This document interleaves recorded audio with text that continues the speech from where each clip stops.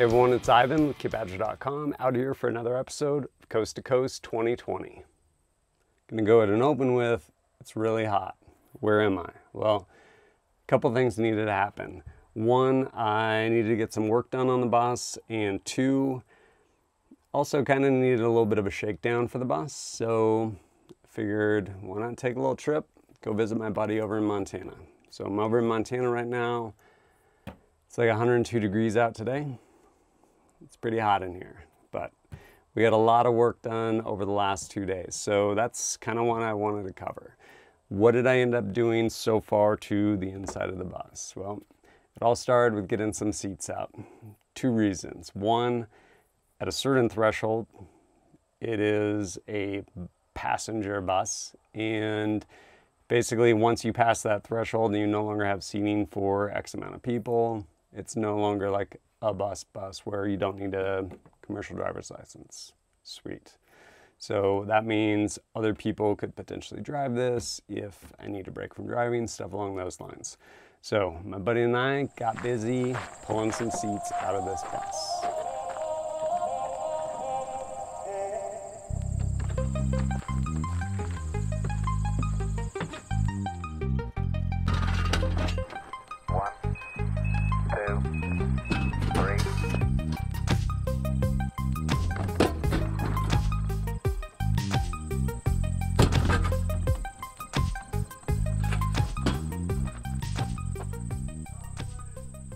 Of course, nothing can be easy. Occasionally you get ones that do not want to come out no matter what, or you just can't access, and then you resort to other things. Probably tools shouldn't be using, but went through a number of different tools, not really finding stuff that was working, and then finally just resorted to the trusty Sawzall. Go ahead and cut a couple of those off and get the rest of those seats out.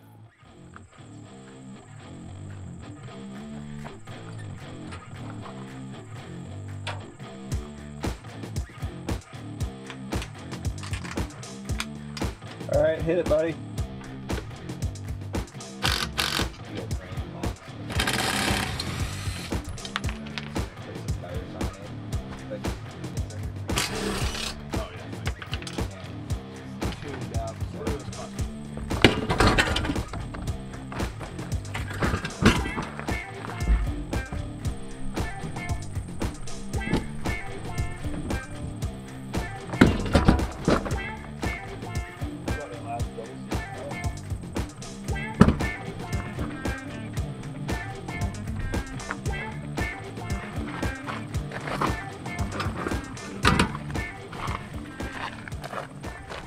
Another thing I ended up doing is using some of these pre-existing holes and basically mounted some D-rings in there so that I can essentially put cargo over here, go ahead, put ratchet straps on and ratchet stuff down, whether it's rifle cases, ice chest, whatever else.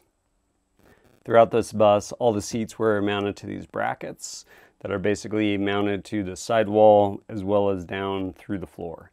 And most of them got taken out, but I left a couple. This one, there's 3 rows of seats in front of it, and there's a big gap back here, but this one will probably end up, I'm gonna figure out something, probably end up mounting an ice chest here, so access relatively close to where everyone is, but yeah, figuring out either I'm going to make a shallow box for it and then strap it in, or strap it directly to this, figure something out, but yeah, probably gonna put an ice chest here so it's handy for all the passengers. Going cross country, probably gonna want some tables. We got after it. Kind of kicked around some ideas of how to do it and ultimately landed on basically making some boxes. Some like pretty structurally sound boxes that would end up getting mounted to one of those brackets like I showed you before. And yeah, got after it, getting those boxes made.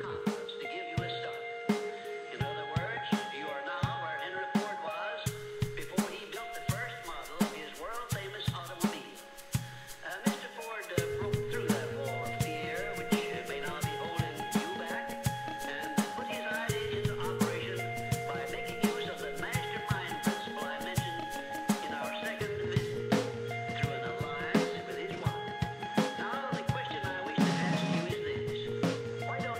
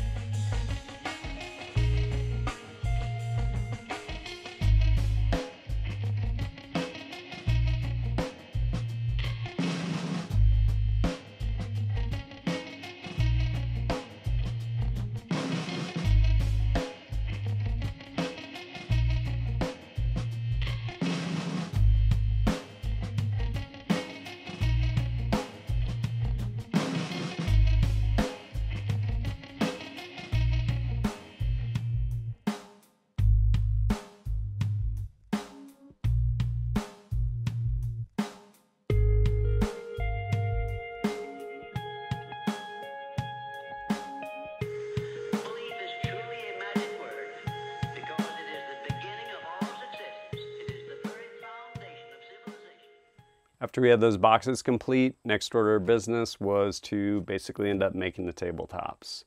So got some pretty sturdy and really expensive hardwood plywood from the hardware store, or the lumber yard rather, and went after it, cutting stuff down and probably doing a little bit of wood burning too.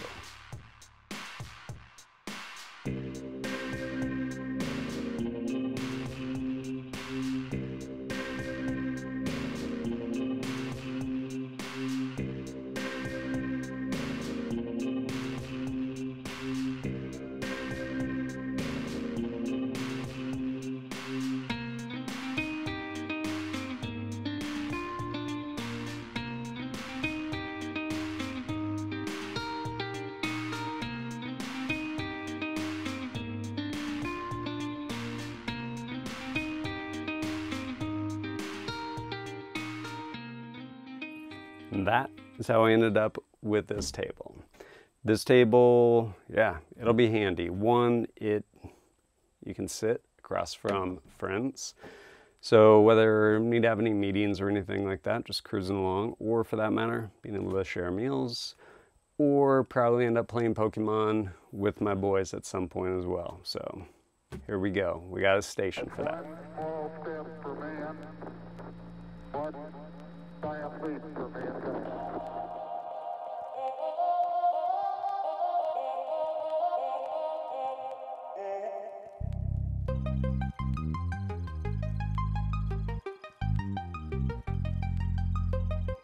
One, two, three.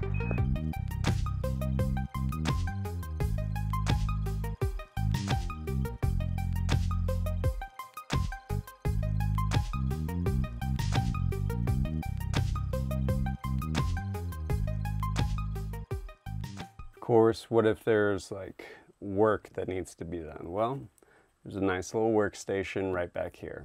Or for that matter, place where a little out of frame, but there's a TV right here. So if you want to just hang out by yourself, relax, watch a movie, even though it's going to be the same movie everyone else is watching, you can do that back here. So ended up making basically this little workstation right back here. Pretty stoked on this one too.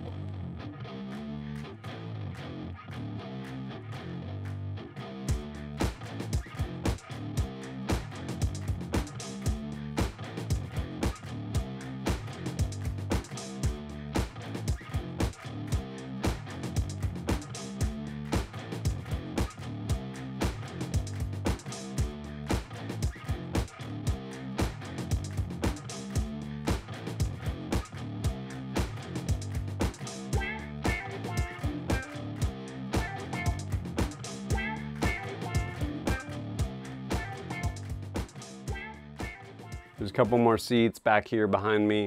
It looks like they're set up. They're all in here loose. They're gonna end up getting pulled out, but they're just sitting back there for now. So where does this bring us? Well, it brings us to being pretty close. Am I gonna do more stuff to the bus? Probably, eventually, not right this minute. So this is how the bus is gonna roll for right now. And yeah, lots of room, lots of stuff is open, kind of open floor plan, just because as I move cross country, I'm sure things will be like, oh, you know what I really need in the bus is this. And having an open floor plan will allow me to accommodate whatever that is on the road or figure it out later down the road. But it'll also allow me to throw down sleeping pads and pretty much me and my boys, whomever, crash pretty much wherever on here also. And with my tie downs, everything like that, being able to strap stuff down and yeah, I don't know, kind of flesh it out as I go. So with that said, what are some updates? Well, there's this and there's this, which is pretty cool. So ZEV, if you were unfamiliar with them, they make some pretty rad pistols, and there are 2 of these. They're gonna go cross country. They're gonna be there at the range days and ultimately gonna end up getting auctioned off for SOC-F, Special Operations Care Fund. If you're unfamiliar, they're really awesome, like a genuine charity that actually does good work. So pretty much the antithesis of, I don't know, something like Wounded Warrior Project. So you will get an opportunity to check out these things at the range day, which would be pretty cool. And then, yeah, at the end, whether it's an auction or raffle, I don't recall which, still ironing that out. But basically that last range day, September 25th, over there at JTAC Ranch, over in Florida, it's gonna be awesome. It's gonna be really cool. And these, as well as some other guns, one of which, Honey Badger SD, I believe there's gonna be something there from B&T, and pretty sure there's gonna be something there from Knights Armament, who Shooting Surplus, as well as Knights, is making that one happen, I believe. So it's gonna be some rad stuff going on. If you are curious about ammunition, yes, you will end up buying ammunition for the range days. So how do I have ammunition? Because nobody has ammunition. Well, only through the grace of some awesome friendships that I have kind of within the industry. G9 Bullets. They're going to be loading all of the ammo for all of the range days, and yeah, came through in a huge way. So really excited to very soon get out there on the road and start rolling and setting up these range days. All right, I need to wrap it up. It is really hot in this bus sitting here right now, but quick recap, what's been going on. Shakedown run out here to Billings, Montana from Coeur d'Alene. It's quite a few miles. Probably be driving back tomorrow. I managed to, with the help of my buddy, get pretty much all the seats that I needed to out of this bus and build some pretty sweet tables. As I mentioned, a couple other little projects like figuring out basically a way to get a good ice chest in there, stuff along those lines, but the bus is probably about what it's going to be like for cruising cross country. Also, have these sweet pistols from ZEV, which are going to make their way out there for or in support of SOC-F. Really excited about that. And yeah, it is coming fast. Going to be filming with Noveski on around the 31st, I guess, of August, 1st of September. That first range day, September 2nd, going to kick it off down in Medford, Oregon, and eventually make my way cross country, finally culminating down there in Florida on September 25th, I guess it is, and it's going to be really cool. If you're curious why those tickets for the Florida event are more expensive than the other ones, it is because, in part, it is a charity dinner as well. So at the end of the day, I'm gonna have a big catered dinner, probably some awesome barbecue. Still ironing that stuff out, but it's gonna be an awesome range day, that kind of finale down there in Florida. One more update with respect to those range days. There's not gonna be one in Colorado. Still gonna make my way through there probably, and probably stop off and see some friends. Maybe a little impromptu kind of fun range day, like low key, but there won't be an official range day. On the one hand, honestly, some people flaked on getting back to me and getting too close to the deadline. And the other side of it is that'll basically give me a nice window and buffer for getting content published for you guys as far as from those first 3 range days and stuff along those lines. So at the end of the day, there's going to be 7 range days instead of the 8 that I was originally kind of thinking. It's still going to be a lot of fun though. And yeah, if you need that information, please go over kitbadger.com. You can either click on the shop and you can find where you can purchase your tickets for specific range day, or if you go up top, Coast to Coast 2020, that will basically run through everything to include, give you a list of the dates as well as the different ranges that, yeah, those range days are going to be held at. But look forward to seeing you guys out there, and even if I'm not able to meet up with you guys and see you at the range day, I'm going to bring you all the content from it, and it's going to be an epic trip. But as always, thanks for joining us at kitbadger.com. Look forward to seeing you next time. Little Sammy was a bomb rocker.